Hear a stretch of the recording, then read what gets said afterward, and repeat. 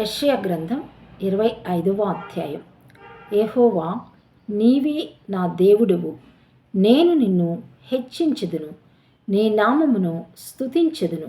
నీవు అద్భుతములు చేస్తివి, సత్య స్వభావము అనుసరించి నీవు పూర్వకాలమున చేసిన నీ ఆలోచనలు నెరవేర్చితివి.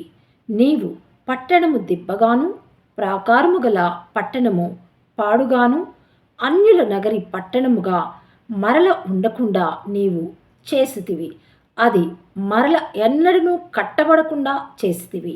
భీకరుల ఊపిరి గోడకు తగిలిన గాలివాన వలె ఉండగా నీవు బీదలకు శరణ్యముగా ఉంటివి. దరిద్రులకు కలిగిన శ్రమలో వారికి శరణ్యముగాను, గాలి వాన తగలకుండా ఆశ్రయముగాను, వెట్ట తగలకుండా నీడగాను ఉంటివి. కాబట్టి బలిష్ఠులైన జనులు నిన్ను ఘనపరచెదరు, భీకర జనముల పట్టణస్థులు నీకు భయపడుదురు. ఎండిన దేశములో ఎండ వేడిమి అణిగిపోవునట్లు నీవు అన్యుల ఘోషను అణచివేస్తివి. మేఘఛాయ వలన ఎండ అణచివేయబడినట్లు బలాత్కారుల జయకీర్తన అణచివేయబడును. ఈ పర్వతం మీద సైన్యములకు అధిపతియగు యెహోవా సమస్త జనముల నిమిత్తం క్రొవ్విన వాటితో విందు చేయును. మడ్డి మీదనున్న ద్రాక్షారసముతో విందు చేయును. మూలుగు గల క్రొవ్విన వాటితో విందు చేయును.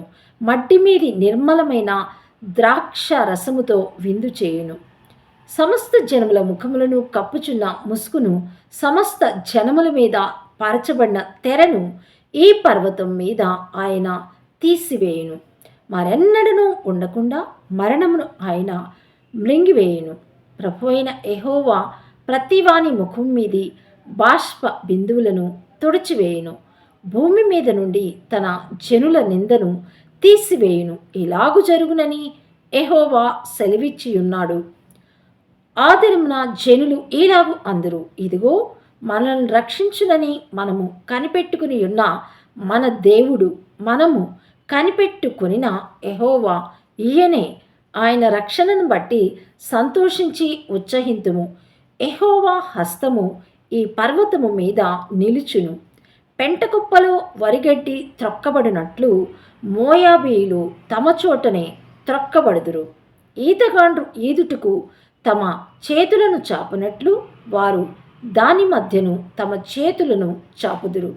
వారెన్ని తంత్రములు పన్నినను యెహోవా వారి గర్వమును అణచివేయును.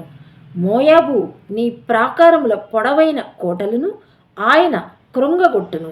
వాటిని నేలకు అణగద్రొక్కి ధూళిపాలు చేయును.